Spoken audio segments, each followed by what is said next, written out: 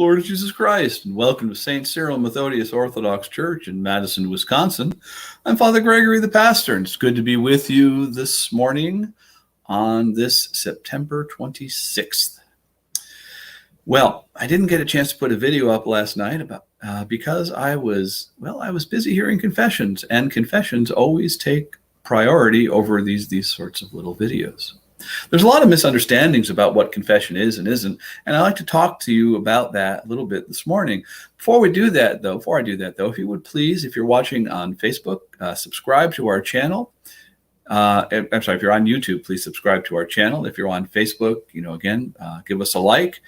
If you're on my personal page, maybe go over to our parish page, St. Cyril Methodius Ukrainian Orthodox Mission, and maybe subscribe to that as well. That all helps us out as we sort of build our audience, for lack of a better way to put it.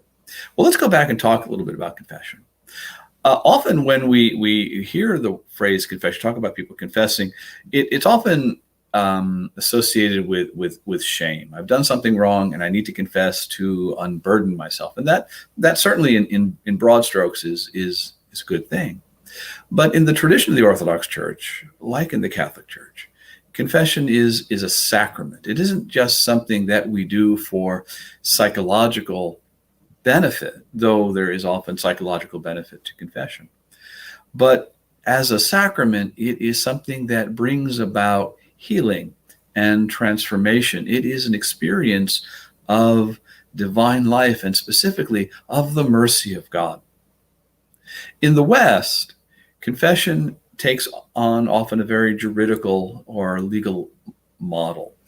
You are in the West and supposed to confess by species and numbers what you did and how frequently, and then you might offer to the priest some circumstances to mitigate or to lessen culpability or responsibility. And having heard the confessions of Roman Catholics who become Orthodox, there's a lot. I realize there's a lot to be said for that. It can be taken too far, to be sure, but it's very helpful. In the Orthodox Church, though, that juridical model, while not absent, is really not the emphasis. St. John of Kronstadt, the great 19th century Russian Orthodox saint, said that in confession, the priest is there as a witness to mercy.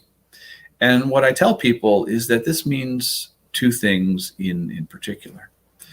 First of all, I'm there to remind the penitent that he or she is loved by God and that God always is willing to receive them.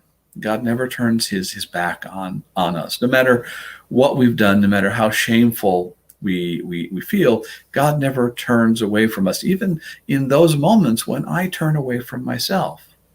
God is always merciful.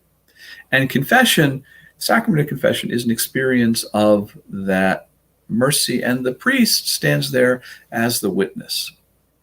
As I've reflected on hearing confessions over the years, I realize is that at that moment in confession, and really in all the sacraments, the priest fulfills the office of prophet. It isn't just that I'm reminding people of something that everybody knows, but that I am speaking with the authority of God, as did the Old Testament prophets and the prophets of the New Testament. I am proclaiming a word, and through that proclamation, it is coming to pass that God forgives you and he loves you.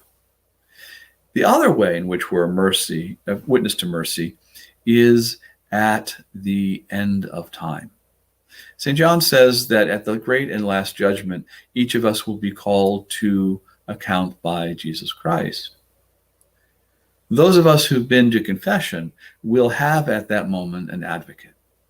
And that'll be the priests who in our life heard our confessions.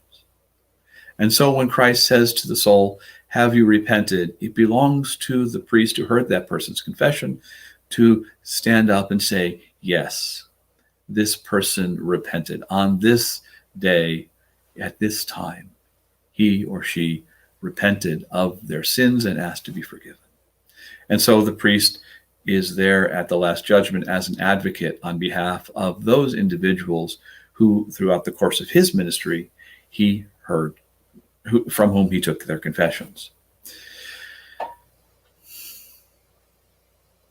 The priest as an eschatological witness, I think, is something that we often neglect. That this is really our task as priests, is to remind people of the life to come and help them not to be afraid of that, but to anticipate it joyfully, with sobriety to be sure, but joyfully, because this is going to be the final great expression of God's mercy in the life of that person. So this is what is happening in confession. I also tell people, though, that confession is a skill like any other, and like any other skill, it's only learned by practice. You need to learn how to go to confession. I need to learn how to hear your confession. And we together need to learn to trust each other so that there can be no pretense, no concealment. Sacrament of confession, it's an amazing thing. Really is extraordinary. How about you? Have you been to confession recently? If you haven't, well, maybe it's time to go again. Go and talk to your priest, make an appointment for confession. Maybe he has times where he hears confessions before or after Vespers, before liturgy.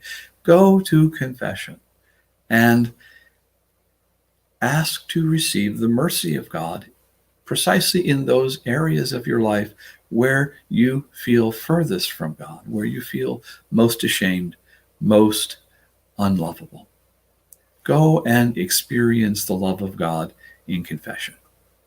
Well, it's coming up on 7:15, and I've got to go get ready to celebrate liturgy.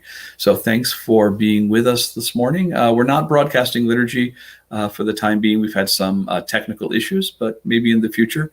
If you'd like us to broadcast liturgy in the future, maybe leave me a note, and just so that I know and can get a sense of whether or not that's something people want. So, but for now, though, God bless you. Go to confession, and I'll talk to you later. Take care. God bless you. Bye-bye.